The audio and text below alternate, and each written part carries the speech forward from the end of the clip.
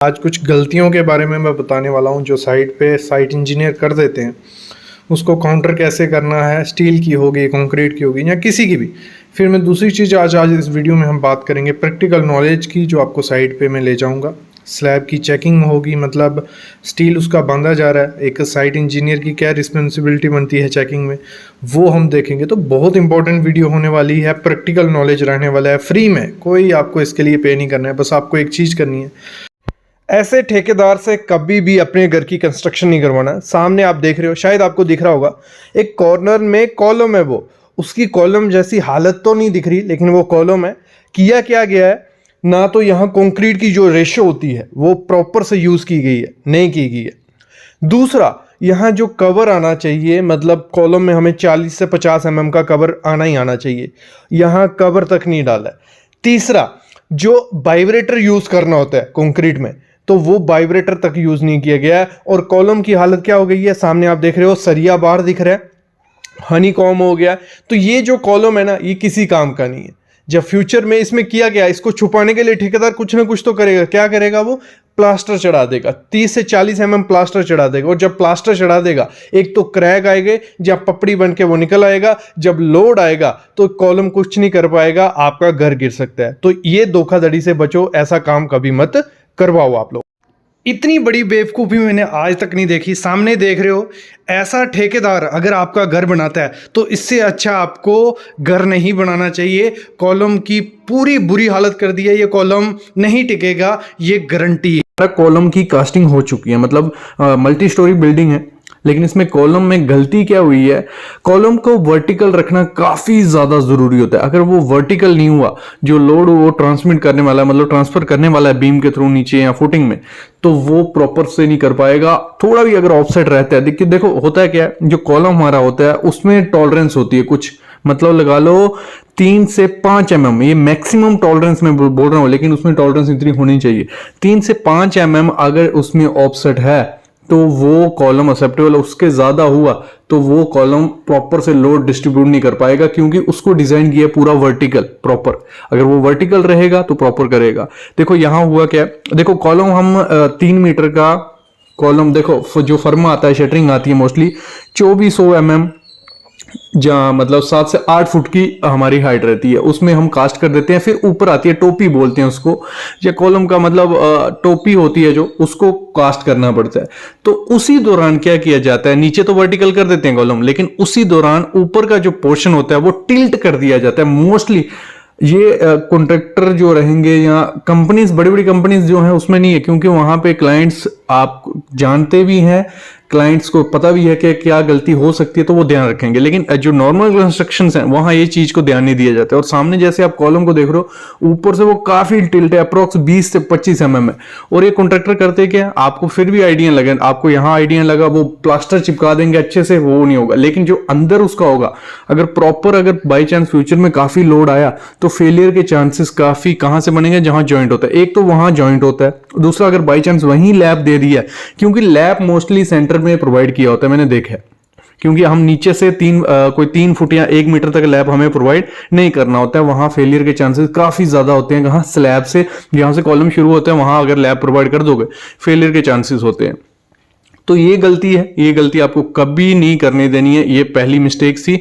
इसको प्रॉपर से आपको अलाइनमेंट करना है। इस पे वीडियो में बना चुका हूं कि कैसे आपको प्लम बॉब, जो साउल होता है, प्लम बॉब होता है, उसकी हेल्प से चेक कर लेना है कि नीचे बॉटम से लेके ऊपर तक हमारा कॉलम सेम होना चाहिए। अप्रोक्स 1-2 mm या 3 mm का अगर उसमें ऑफसेट है तो वो एक्सेप्टेबल है, चलेगा। बाकी अगर ज्यादा वो टिल्ट हुआ तो ऐसा कॉलम आपको कभी रहने नहीं देना, उसको तुड़वा के बनवा देना। ये गलती है। दूसरी गलती यहां और क्या की है, वो भी शटरिंग में गलती की गई है। सामने आप देख रहे हो जो वर्टिकल सपोर्ट्स है, बल्ली लगाई गई है, कई जगह प्लम बॉब टेका यूज किया जाता है। तो जो बल्ली यूज की गई है, वो बल्ली किसी ब्रिक पे रखी गई हैं, कुछ फट्टों पे रखी गई हैं, कुछ प्लैंक्स पे रखी गई हैं। ये काफी बड़ी मिस्टेक होती है। क्यों मिस्टेक इसको मैं बोल रहा हूं, देखो ये नहीं बोल रहा मैं कि शटरिंग गिर भी सकती है, वो नहीं है, शटरिंग मोस्टली नहीं गिरती है, लेकिन होती गलती क्या है, उसमें होती है सेटलमेंट।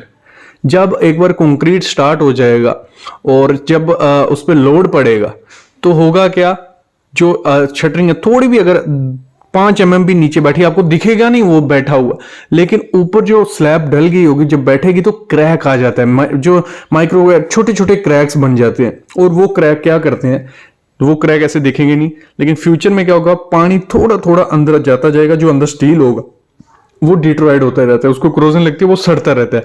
और मोस्टली आप देखना होता है कि जब पुरानी छतें तोड़ी जाती हैं तो उसमें से जो सरी होता है उसको क्रोजन लगी होती है, क्योंकि पानी तो नहीं लग रहा है।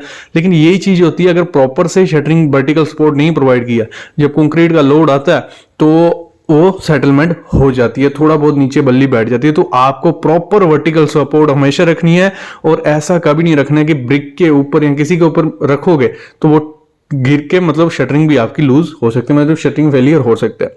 अगला यहाँ शटरिंग में ही एक और मैं आपको मिस्टेक बता दूं कि जो शटरिंग अंदर कच्ची शटरिंग की है, मतलब प्रॉपर उसमें देखो ऊबड़ खाबड़ नीचे लेवल भी करोगे, क्योंकि प्लेट एमएस की जो प्लेट यूज की गई है वो उसकी क्वालिटी अच्छी नहीं है। दूसरी उसमें एमएस की प्लेट के पीछे में फट्टा कभी कुछ डाला है, और नीचे से अगर आप देख रहे हो स्पेस तो नीचे स्लरी भी निकलेगी। तो जब स्लरी निकल गई, पानी सीमेंट निकल गया, तो उस कंक्रीट का कोई फायदा नहीं रहता, वो खराब हो जाता है। मतलब आपको ऐसी शटरिंग करनी है कि आपकी शटरिंग में से थोड़ा भी पानी नीचे नहीं आना चाहिए। ये हमेशा ध्यान रखना होता है शटरिंग के दौरान, क्योंकि शटरिंग का उतना ही खर्चा होगा।